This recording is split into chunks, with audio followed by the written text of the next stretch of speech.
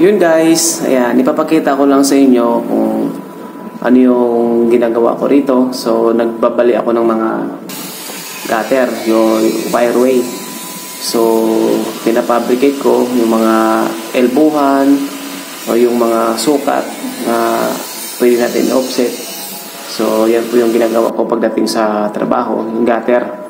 So, wireway, gano'n. So, papakita ko sa inyo mga clips ng video kung paano gumawa, kung ano yung mga procedure. Pero yung mga sukat guys, sa susunod pag-usapan natin kung paano makukuha yung mga elbuhan, kung anong mga sukat sa bawat gutter. Kasi may mga sukat yan kung gaano kalaki, kung ano yung mga size ng gutter guys na puputulin natin or i-elbow natin, i-offset natin.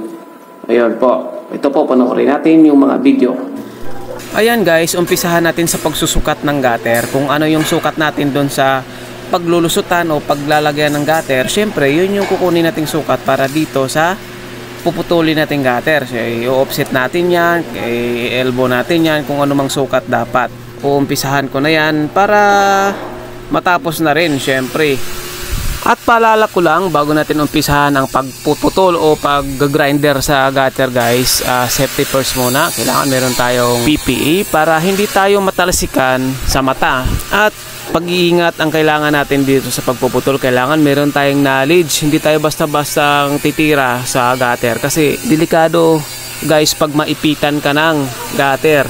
Prone po tayo sa talsik o baka kung walang guard yung grinder natin, tatalsik yan pag once naipit. Yun ang delikado talaga. Marami nang nangyari sa mga nag-grinder na hindi nila iniisip yung kapakanan nila o yung safety. Kaya nagkakaroon ng problema. Ayan. So, bago ang lahat, isipin muna natin ang ating sarili. Dahil pag once nagkamali ka rito, walang balikan yon. Yun na yun. Okay? Yun nga, sa mga gustong matuto sa gutter o sa wireway, yung kung paano putulin, kung paano i-offset at paano i-elbow ang gutter. Ito talaga yung trabaho na hindi mo kailangan madaliin kasi kailangan pulido yung gawa mo rito guys. Kasi nga, pag once nagkamali ka, lalong-lalo na kung limited lang yung binigay sa'yo ng mga materyales o yung gutter mismo, talagang masushort ka sa gagawin mo. Yun na nga, shout out sa mga gustong matuto sa ganitong trabaho. Pag-igihan nyo na matuto kayo, tingnan nyo kung paano ginawa yung ganitong gawain sa mga gumagawa na nito. At kung kayo naman ay tinuturuan, maswerte kayo kasi nga bihira lang yung natututo dito at bihira lang din yung tinuturuan ito. Kaya kung ikaw ay tinuruan sa ganitong trabaho, pag-igihan mo, ipasok mo sa utak mo, sa isip mo para sa susunod, ikaw naman ang gagawa sa mga ganitong trabaho. Malaking bagay ito guys bilang isang electrician na marami kang alam sa site o marami kang alam hindi lang sa pag-electrical, hindi lang sa pag-wiring, splicing, installation of mga tubo na yan o ano pa man. Ito guys, napakagandang trabaho din na matutunan mo kasi nga kahit saan ka mapunta, marami kang baon na kaalaman pagdating sa trabaho bilang isang electrician, di ba?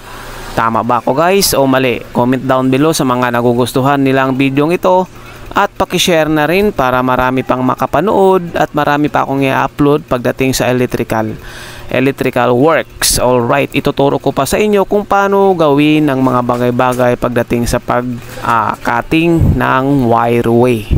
Thank you so much.